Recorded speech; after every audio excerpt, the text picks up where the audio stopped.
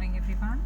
Today, I'll take this opportunity to talk about this pandemic, that is the outbreak of coronavirus. By now, you must have realized that this is going to be here for some time. Okay, so we cannot bring our life to a standstill. We have to continue with our life. And how can we do it without any fear?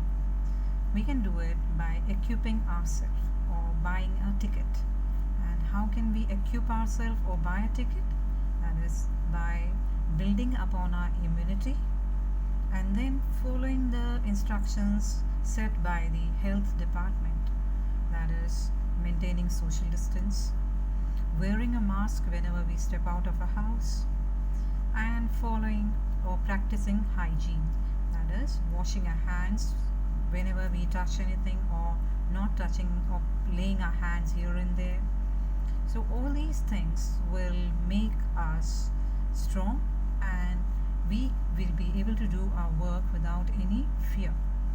So I hope you'll all follow these instructions and try to live a somewhat normal life. We cannot call exactly normal, but still it will be better than sitting at home and doing nothing.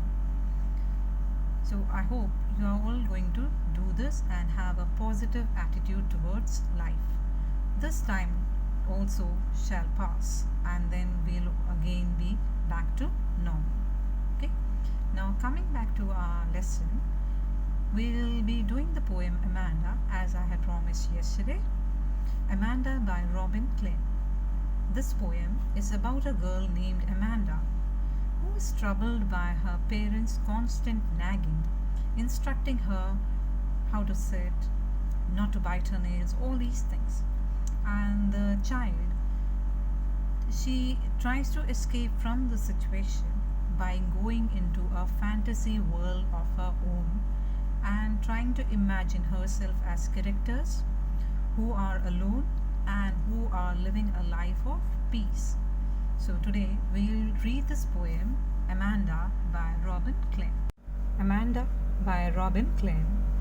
Every child feels that she is controlled and instructed not to do one thing or another. You too may feel that your freedom is curtailed, that is restricted. Write down some of the things you want to do, but your parents, elders do not allow you to.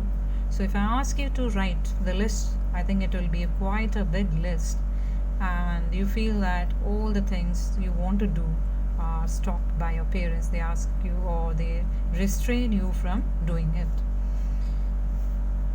Don't bite your nails, Amanda. Don't hunch your shoulders, Amanda. Stop that slouching and sit up straight, Amanda. There is a languid embroiled sea where the sole inhabitant is me, a mermaid drifting blissfully. So in this poem, you'll see some difference between the verses. That is, the first verse you find that it is written straight. In the second verse, there is a bracket. That is, the second verse is in parenthesis. That is, there is a bracket. So what does it indicate?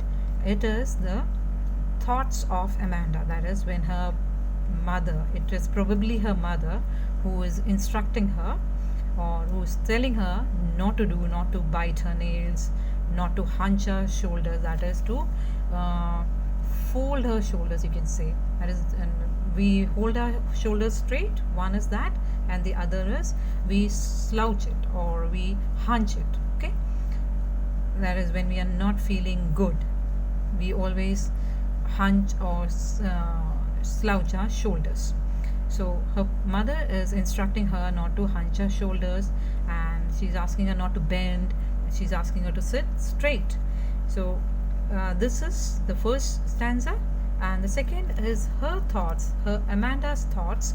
So it is differentiated by putting brackets. Okay, so when her mother is telling her not to bite her nails, not to hunch her shoulders, that time Amanda goes into a world of her own, and she is thinking about the languid emerald sea. Emerald is the green color. It is a precious stone and it's of green, and that color is known as emerald.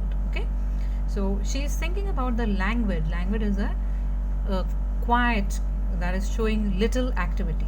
Okay, so she's thinking about that languid emerald sea, that is a sea which is very quiet. Okay, otherwise when you talk about sea, we think about waves. Okay, but here she is talking about a sea which is languid, that is which is showing little activity.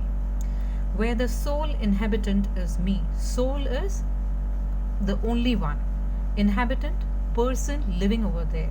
So she's saying where the sole inhabitant, the only person who is living is me. And how is she? She is a mermaid drifting blissfully. She is imagining herself as a mermaid and who is drifting, who is moving blissfully, that is very happily. She is floating. Okay. Did you finish your homework, Amanda? Did you tidy your room, Amanda? I thought I told you to clean your shoes, Amanda. I am an orphan roaming the street. I pattern soft dust with my hushed bare feet. The silence is golden, the freedom is sweet. So, the next stanza, the mother is asking Amanda that, have you finished your homework? Did you tidy up your room? And I had told you that you have to clean your shoes. Did you do all these? So on this, Amanda is thinking that, or wishing that she's an orphan, a person or child who has lost her parents. That child is known as an orphan. Roaming the street, that is moving around the street, and she's thinking, I pattern soft dust with my hushed bare feet. That is, she's standing on the dust bare feet, with bare feet, that is not wearing shoes, and then she's moving her feet round and round, making patterns on the dust. The silence is golden, the freedom is sweet. So here she is talking about the silence which is golden, okay, and freedom, it is very sweet. So she is comparing silence with gold and freedom with sweetness. Okay. Don't eat that chocolate, Amanda. Remember your acne, Amanda. Will you please look at me when I am speaking to you, Amanda? So next, the mother is asking Amanda not to eat chocolate. Why is she saying that you shouldn't eat chocolate?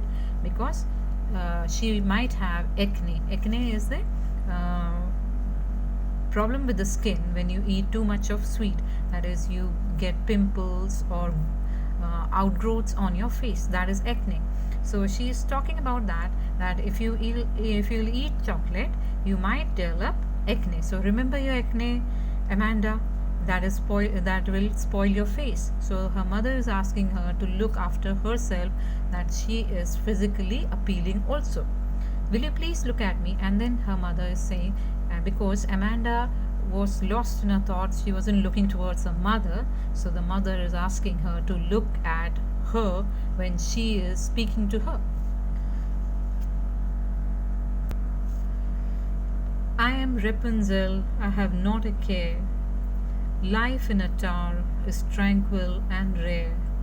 I'll certainly never let down my bright hair.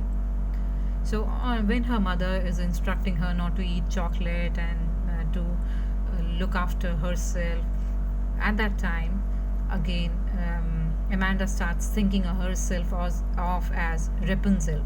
Who's Rapunzel? Rapunzel is a character in a fairy tale where she was imprisoned in a tower by a witch, and Rapunzel had very long hair. So there was no route to enter the tower. So Rapunzel had to let her hair down, and the witch used to get into the tower climbing her hair. So for this, Rapunzel, Amanda is saying that she wishes herself to be as Rapunzel, where she wouldn't have to have care, that is, she wouldn't have to worry about anything. Life in a tower is tranquil and rare. So she's saying that life in a tower is tranquil. Tranquil is peaceful. So if she would have been Rapunzel, she would have lived in a tower where she would have lived a peaceful life, and it is rare. That is, it is very you cannot get such a life very easily. I'll certainly never let down my bright hair. When she's saying that, I'll certainly never let down my bright hair, she's meaning to say that I won't let anyone come inside the tower. That is, I will live alone there. Stop that sulking at once, Amanda. You're always so moody, Amanda. Anyone would think that I nagged at you, Amanda. So now, because Amanda is not saying, not replying to her mother, mother thinks that Amanda is sulking. That is, she is feeling bad about it. Okay, so she's saying that stop sulking at once, Amanda. You are always so moody. That is, your mood keeps on changing.